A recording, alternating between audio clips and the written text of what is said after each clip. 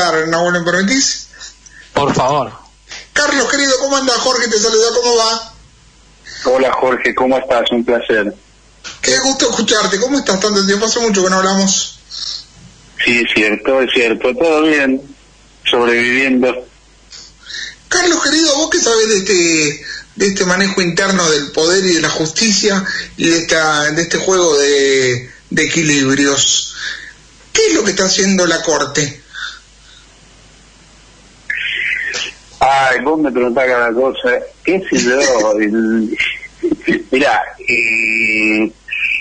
la Corte está dividida de varias maneras, pero la división más fuerte es entre el presidente Rosenkrantz y los otros 4 miembros, por un lado.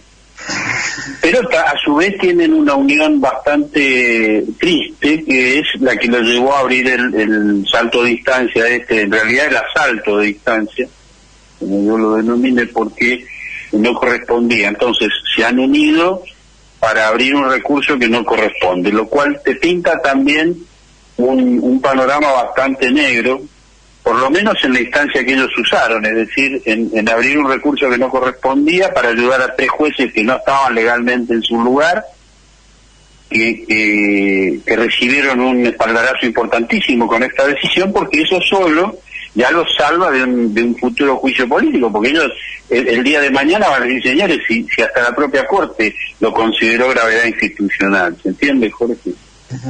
O sea que en realidad lo que yo puedo deducir, tal vez en mi torpeza o en mi ignorancia de lo que me estás contando, es que en realidad están cubriendo su propio cuerpo a futuro, digo, el cuerpo por no usar otra palabra, Carlos, porque te respeto.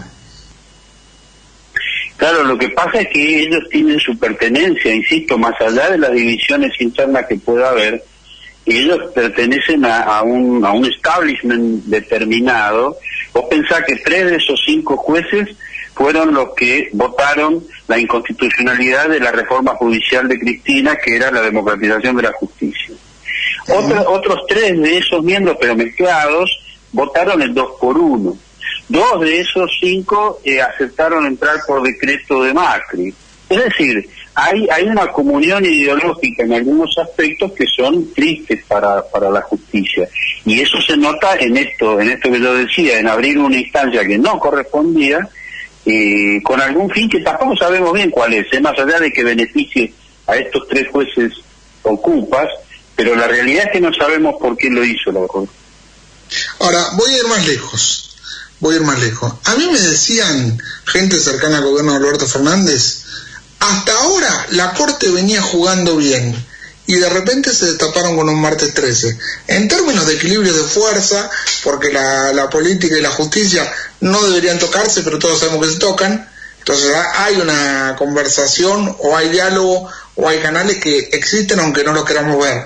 Digo, en este contexto, ¿qué cambió que la Corte tomó una posición tan opuesta a lo que podía ser útil para este gobierno y este momento de Argentina? Claro, evidentemente es una posición opuesta y te doy un recuerdo, algo también muy importante.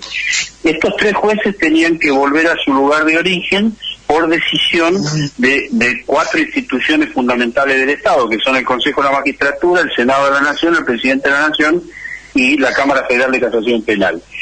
Todos ellos se pronunciaron en el mismo orden que yo lo mencioné, y de una manera absolutamente democrática y transparente. Frente a eso se levanta la Corte y te dice que hay gravedad institucional. Entonces vos decís, a ver, para que digan que hay gravedad institucional en el funcionamiento regular, democrático y transparente de estas instituciones que yo mencioné, hay algo que nos estamos perdiendo, hay algo muy grave, ¿no? No sé si está claro lo que yo estoy planteando. Claramente, pero lo que quiero saber, la gravedad institucional es una excusa por alguna cuestión de poder, de temor o de plata. No, lo que pasa en primer lugar, Jorge, es que no hay gravedad institucional. Eso solo ya es gravísimo, que la Corte Suprema considere gravedad institucional lo que no es gravedad institucional. En segundo lugar... Yo te pregunto, trascendiendo eso y yendo más lejos, sí, ¿lo hacen por una cuestión de temor, de mantener poder y marcar la cancha, o de plata?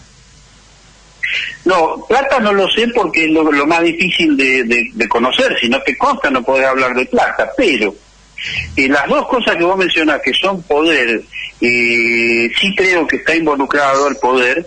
Yo te agregaría una más que tiene que ver con vos lo dijiste antes, la responsabilidad futura de ellos mismos. Vos pensás que Rosenkrantz es muy probable que haya estado con la gorrita y los anteojos oscuros reuniéndose con Pepín Simón, por ejemplo. Rosenkrantz tiene un pedido de juicio político, pero absolutamente fundado, de la diputada Vanessa Siley, que ya tiene 2 años ese pedido de juicio político, que se amplió hace un par de semanas, pero que está pedido.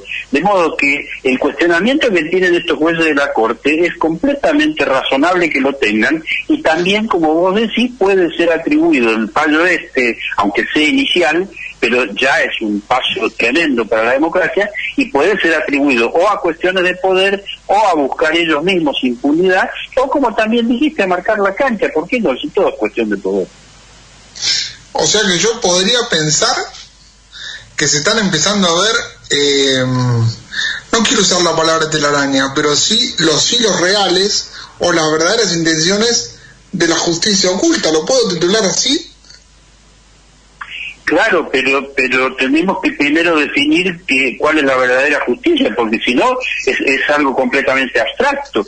La justicia en sí misma es nada, es algo para escribir libros, pero el poder judicial, que son los hombres que le integran, tiene una cabeza que se llama Corte Suprema y tiene gente más abajo que ha cometido hechos gravísimos, delitos gravísimos durante los 4 años de Mauricio Macri, y la Corte ha acompañado, porque convengamos que mirar para el otro lado en estos temas es acompañar, Jorge. Claramente. Sin duda la omisión es parte de un apoyo implícito y explícito también, ¿no? Porque cuando vos omitís con intencionalidad también. Digo, nadie puede ser tan inocente, digo.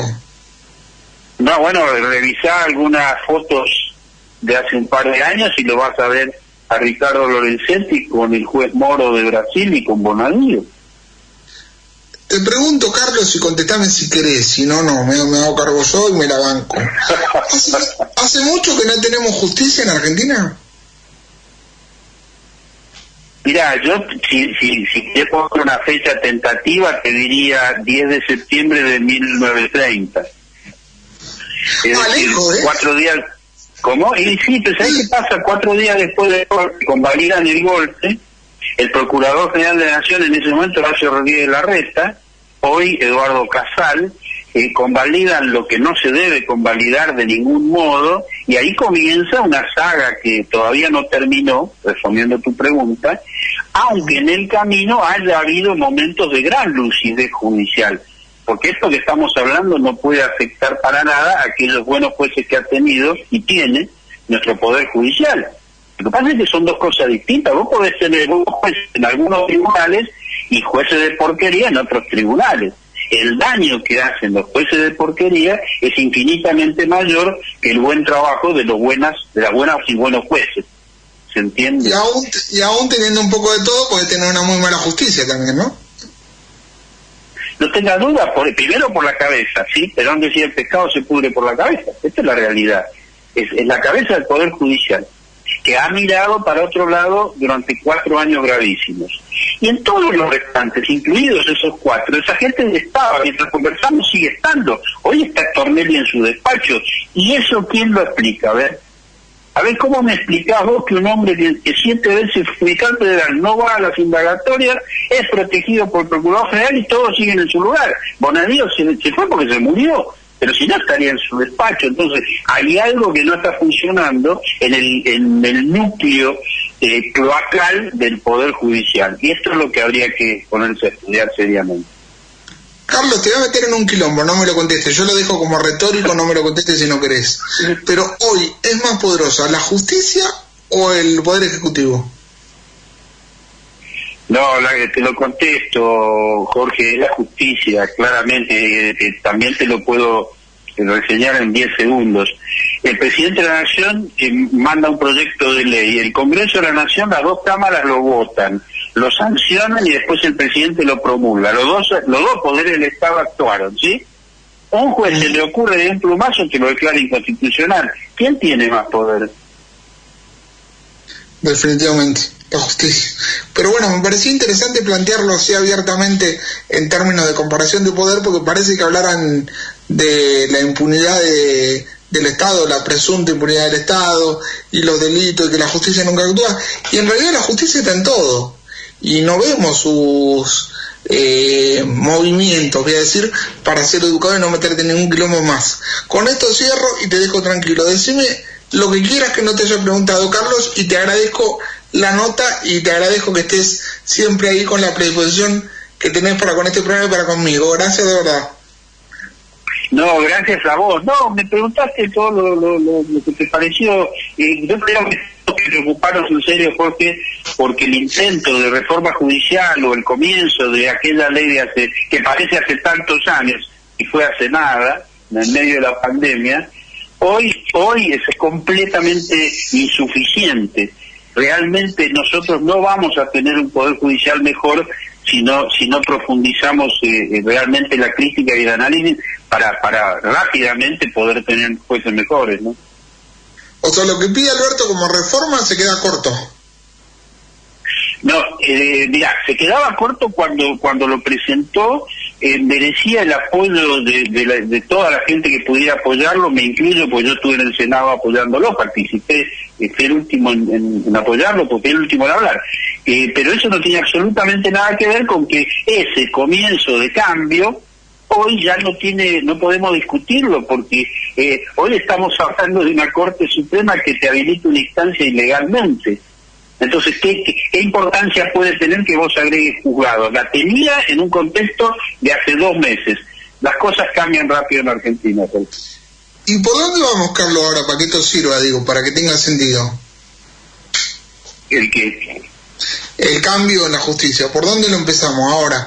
Si con agregar juzgados no alcanza, cosa en la que yo coincido, sin ser un erudito en leyes ni mucho menos, ¿por dónde empezamos? ¿Qué es lo que tenemos? ¿Por dónde arrancarías hoy la transparencia de la justicia? O a transparentar la justicia. Lo más rápido, por lo menos rápido, sería ampliar la Corte Suprema, porque la ampliación de la Corte Suprema te habilita a nombrar, no sé, 16 miembros nuevos, haces una Corte de 21, neutralizás estos 5 personajes que están hoy en la Corte, y a futuro se verá qué pasa con ellos, pero vos estableces un sistema de que la gente pueda opinar sobre los candidatos y te garantizás la cabeza del Poder Judicial en manos de gente decente. Ese para mí sería el camino más rápido.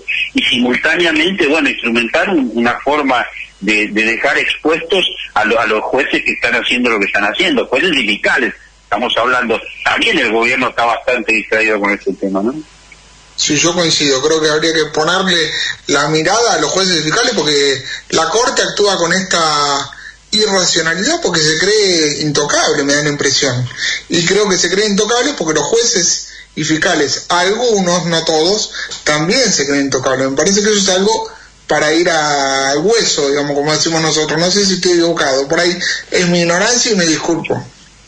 No, es correcto, y además el tiempo por ahora le va dando la razón a esos jueces, Jorge.